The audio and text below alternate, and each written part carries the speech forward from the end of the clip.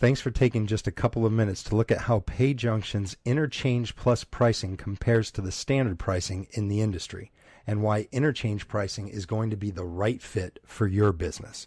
The first thing we need to look at when we are talking about pricing in the credit card processing industry is interchange.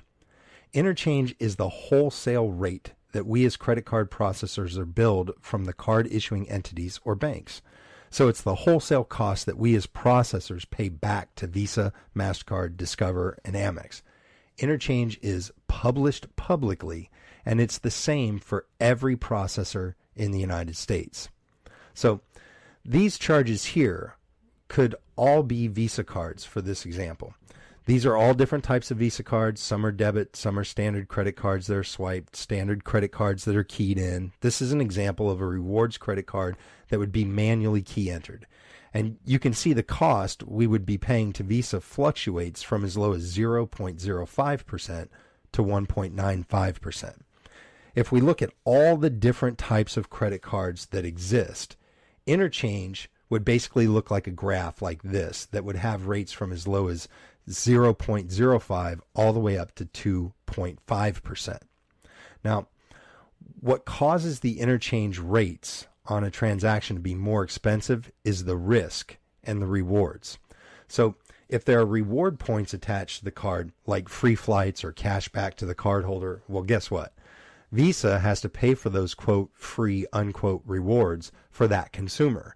And Visa's not going to pay for them out of their pocket. So they recoup those costs by charging you, the merchant, a higher fee to accept those cards. Now, risk also factors into it. So if the card is manually key entered or a card not present transaction, it's always going to have a higher cost than if the same card were to be swiped. So interchange, which is the cost that we as the processor has to bill to you, the merchant, fluctuates based on type of card and the risk associated with the transaction. As a processor, our job is to bill the business owner the interchange costs, which are those wholesale rates imposed by Visa, MasterCard, Discover, and Amex, plus some sort of a markup for ourselves to cover the cost of client acquisition, security, and product development. So one of the pricing structures that exists in the industry, and one in which we extend to all PayJunction users, is interchange plus pricing. So what we would do is put a flat markup on top of interchange, say 1% for this example. This means for a particular debit card, we would bill the business just 1.05% and 21 cents. Now, if you were to accept a credit card that has been swiped and the interchange cost is, say, 1.51%, then with our 1% markup, you'd pay 2.51% and 10 cents, or 2.8% and 10 cents, or 2.95% and 10 cents. That would be the total fee we would bill the business. In this instance, we're just passing the raw cost of the transaction to the business with a flat fixed markup. Now, if we were to look at the different types of cards that exist again, this is actually what the pricing would look like. Again, you'd pay the varying rates on these transactions based upon the type of card accepted and how it was being processed with our flat markup. But if you look at this pricing here, it's incredibly transparent because you're always paying the processor one fixed markup. So it's not a varying markup, but fixed, consistent, above interchange. So let's take a look at what your current processor might be doing to you with, say, a tiered pricing structure. Tiered pricing seems very simple. The credit card processor gives you one flat rate in different tiers. These tiers are often named qualified. So let's mark that: qualified, mid-qualified, and non-qualified. In these instances, what the processor does is group or bucket certain interchange categories into one set or a tier. So when you accept any of these types of cards, you are always paying that 1.65% to the processor, and the processor is pocketing the difference between that 1.65 and the true interchange rate. So you can see in this orange section is their markup. And what this does is you can see the markup varies, right? So they do the same thing here and the same thing here. What this allows the processor to do is mask their markups and not show you what types of cards you're truly accepting. Oftentimes, if you're on this type of pricing plan, you'll see just that you had, say, let's say $10,000 here go qualified, 20,000 go mid qualified, and another 10,000 go non-qualified. Well, why did you have these volumes go to these tiers? The scary answer is, who knows? I mean, they were based there because your processor told you that's what the charges were. The biggest problem with this type of pricing is no one is regulating the processors and telling them what interchange price should go to which categories. There's nobody regulating that. So the processor can dump these types of cards into whatever category they want. Now, I'm going to show you a huge pitfall associated with this in just a few seconds, so stay right here. But just on this graph, I want you to see this. If you were to ask, what plan do I want? This plan might look more simple because you just have one of these three rates that you pay on any given transaction. However, look, the plan over here is obviously much better. In each instance, you are always paying the same amount for interchange based on the card accepted, and the markup is obviously much better than the plan over here. Okay, so a consistent markup is better than a varying markup that's hidden. The biggest pitfall with tiered pricing, however, right here has to do with the fact that it's not regulated.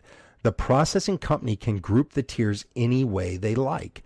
So there's nothing to stop a processor from taking a card you accept that has a relatively low interchange cost, and because, let's say, you manually key entered it, even though that card still has a relatively low interchange cost associated with it, they can take that transaction and automatically stick it into, say, the non-qualified level. Well, now all of a sudden, you can see they're going to charge you this rate, and look at what they just did. They just manufactured an unbelievably large markup for themselves. So by manipulating the type of interchange that falls into which tiers, allows for the processor to not only make a varying markup or profit, but also to manipulate their margins.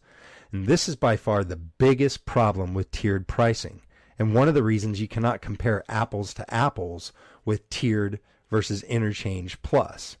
So if another provider offered you, say, the same tiered pricing, let's say 1.89%, 2.89%, and 3.89%, well, common sense would tell you that the rates are higher and that the plan at the 1.69, 2.5, and 3.5 is better. But in reality, if this new provider offering you the 1.89 is taking these cards here and keeping them in the correct tier at 1.89, but your current provider is placing them in the category at 3.89 or 3.5, 3.50, the plan that has the higher rates in this instance would actually be better or cheaper. So that is one of the reasons you never just want to ask, well, what are your rates? It's not just about the rate, but how is your processor grouping the charges into the different tiers? So that's the problem with tiered pricing. It's not regulated and it's not consistent from processor to processor. Certain providers might group or bucket the cards differently than others. And that's why when you look at these two plans, the only one that makes sense is the one that's truly transparent. And that's the plan that PayJunction offers, which is interchange plus pricing. Now, some of the biggest, most obvious companies that take advantage of merchants that might be processing via their website in addition to at their office would be like, say, a PayPal or Square. What they do is charge one flat rate, but they're still paying back the interchange to the banks that issue the cards. And you as a business, if you're using one of these companies, you're still paying interchange. Like I said earlier, there's no way around that. But what these aggregate billers are doing is giving the appearance of simplified billing for you. But in reality, what you're really getting a good deal, you're not, because PayPal is pocketing the difference between that 2.9 and whatever the true cost of that card is. You can never get away from paying what's in the green here. That's the interchange cost. So when you look at these two plans side by side, obviously this plan here is much, much better. Which would you rather pay, this or would you rather pay this? Okay. So that's why we offer interchange plus pricing. It's consistent, it's transparent, it's straight to the point. What we want you to do at this point is to receive a complimentary, no obligation cost savings analysis from us. Simply send us 2 months of current merchant statements from your provider. And what you'll see on our statements is we clearly outline all of the different interchange costs associated with the cards you accept. So we are the most transparent company that exists in our industry. When it comes to the types of cards you accept, we don't tier the rates or bucket them together or give some arbitrary pricing structure. We show you the raw data of the cards you accept, the true interchange cost plus whatever that fixed flat markup is that you qualify for. So at this point, what I want you to do is see for yourself the breakdown of costs for the cards you accept. Simply send me 2 months of statements from your current provider. That way we can provide you with an analysis of what you're currently paying today compared to that with what you'd be paying with PayJunction on our wholesale interchange plus pricing structure. Not only will this help unclutter your office and get rid of this mess, but it'll save you time and money by capturing electronic signatures. So again, thank you for joining me today. Thanks so much for your time. Get your complimentary cost savings analysis by faxing those 2 months of statements to my attention, David Ross, at 800-771-3821, or you can feel free to email them directly to me, david@paperlesspayments.net. Thanks again. Hope you're having a great day, and I look forward to working with you in the future.